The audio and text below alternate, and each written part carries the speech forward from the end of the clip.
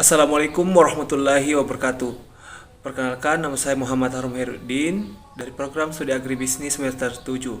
Pada video kali ini, saya akan membahas mengenai analisis lingkungan pemasaran dari program studi pemasaran strategik.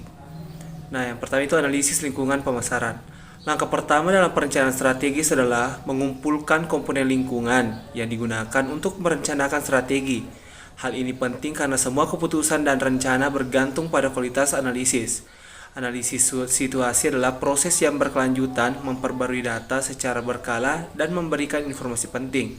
Hal ini juga harus mempertimbangkan dampak lingkungan dari keputusan tersebut, khususnya pada komponen internal, eksternal, dan strategis. Selanjutnya itu analisis lingkungan internal. Review sasaran, strategi, dan kinerja saat ini. Tinjauan tersebut membahas kinerja strategi saat ini dalam hal volume, laba, profitabilitas, pangsa pasar, dan faktor relevan lainnya. Dibahas juga kemampuan perusahaan dalam mencapai kesuksesan, kebutuhan strategi baru, dan strategi yang akan diterapkan. Yang pertama, ketersediaan sumber daya.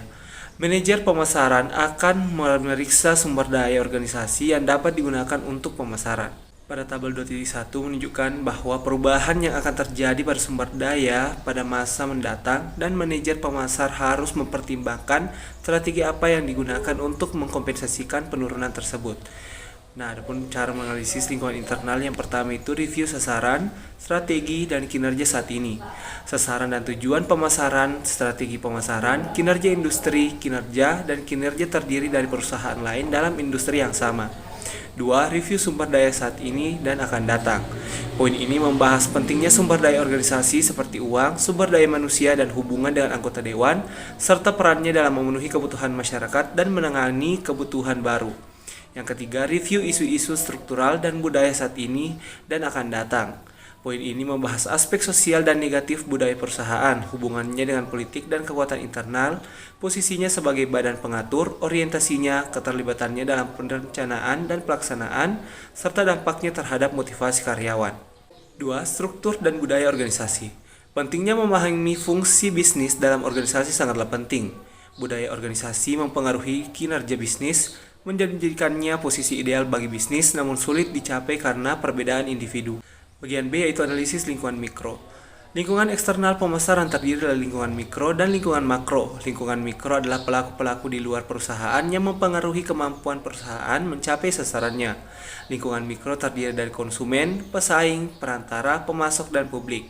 Di antara keempat komponen, dua yang paling penting adalah pelanggan dan pesaing. Selanjutnya bagian C itu analisis lingkungan pasar global. Analisis terhadap faktor lingkungan yang mempengaruhi bisnis global menunjukkan bahwa perusahaan internasional menghadapi tantangan lingkungan yang lebih kompleks dibandingkan perusahaan domestik. Ini termasuk faktor-faktor seperti budaya, politik, dan masalah lingkungan. Perusahaan harus memahami risiko-risiko masing-masing negara, serta pentingnya kerjasama dan perbedaan antar negara. Hal ini mencakup kebutuhan akan perusahaan multinasional yang beroperasi secara independen dan kebutuhan dan akan perusahaan global yang beroperasi sebagai pasar tunggal. Nah, mungkin itu saya sempat sampaikan pada video kali ini. Semoga dapat bermanfaat bagi kita semua. Assalamualaikum warahmatullahi wabarakatuh.